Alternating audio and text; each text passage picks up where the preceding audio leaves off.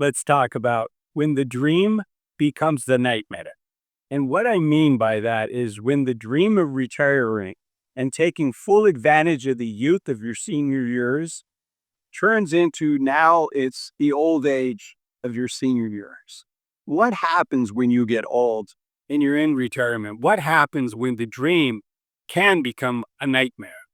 Okay, let's walk on this nice beach here in Costa Rica and talk about this serious topic. As I record this, I'm 60 years old. I am in the youth of my senior years, and I'm trying to take full advantage of. But I also believe in beginning with the end in mind. And at some point, I'm not going to be able to do things like this. And when that time comes, what do I want my life to look like?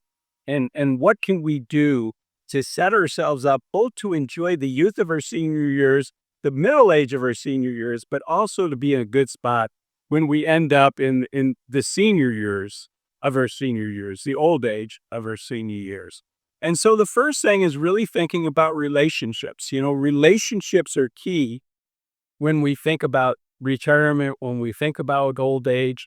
And as we get older, I personally think that the United States is a difficult place to get old. As I mentioned, I'm here in Costa Rica. In the Latin American culture, there's a lot more respect for older people, and it's much more common to have a multi-generational house. Now, that comes with pros and cons, right? Not everybody wants to have a multi-generational house when they're young. Not everybody wants to have a multi-generational house when they're the head of the household.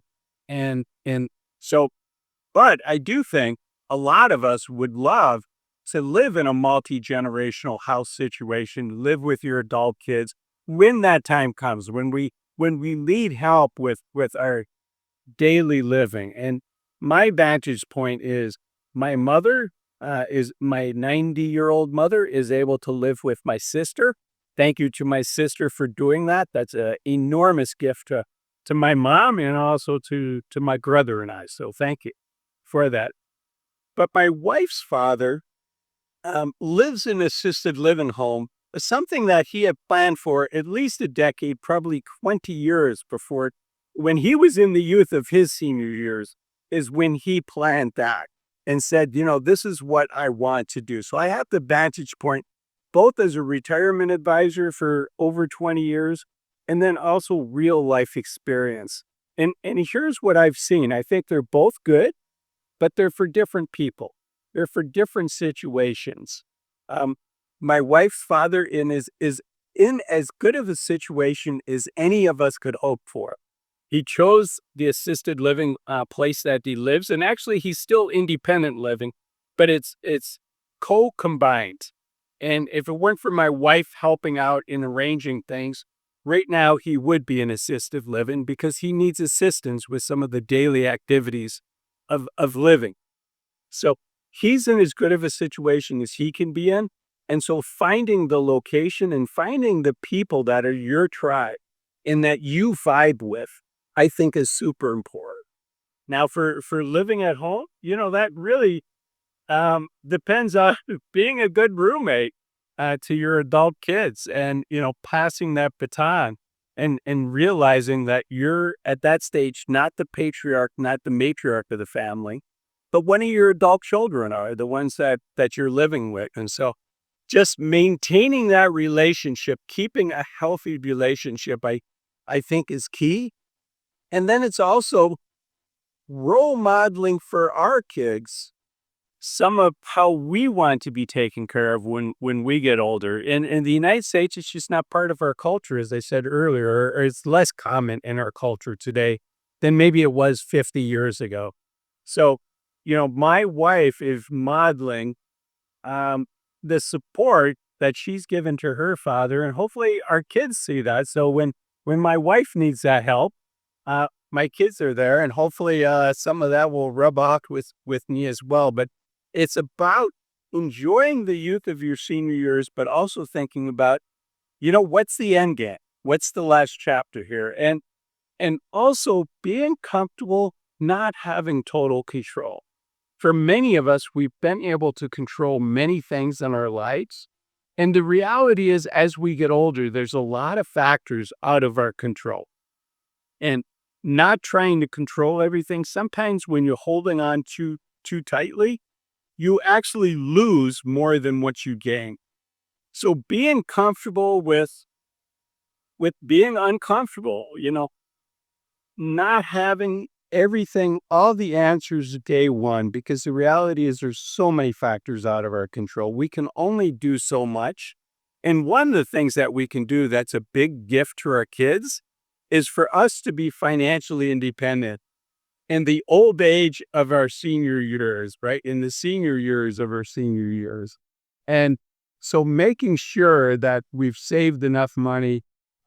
And while we've enjoyed life, we've also planned for some contingencies. We can't plan on them all. And that's the thing. I can people try to control everything, but the reality, think about it. When you have a financial plan, and again, this is coming from somebody that was a financial advisor for over 20 years. When you have a financial plan, it's a plan. It's your best estimate, but none of us know what inflation is going to be in a couple of years. None of us know what the stock market returns are going to be. We could get very unlucky. We could suffer from what's called sequencer return risk, where, even though we've done everything right, one of the factors out of our control is maybe, unfortunately, the stock market did poorly the first couple of years of retirement. Now, you can protect yourself from that. You protect yourself from that by not being invested in the stock market. But for most of us, that's not the answer. We need to have some investment in the stock market to keep the purchasing power and to hopefully grow our account. And then some of the factors are out of our control. So by trying to hold on too tightly, we can actually do more harm than good. So one is having relationships. Two is accepting the fact that we're not the patriarch, the matriarch of the family at some point. Three is relinquishing some control and having faith.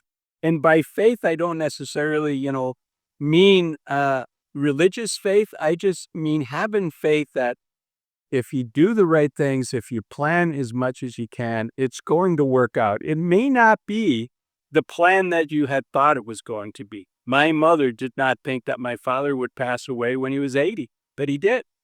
Right. And so she had a very different, her late 70s and early 80s was very different than what she had hoped that it was going to be.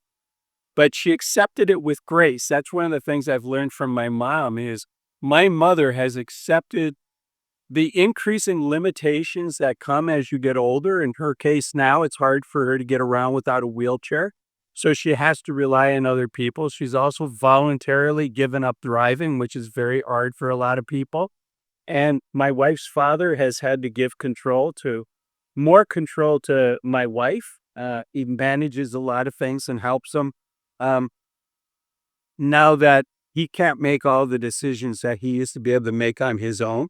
So accepting the things that change, accepting the things that we can't control, and having the grace to let go and the faith to know that things are going to work out. They may not be on the path that we thought they were going to be on, but it's going to be an okay path.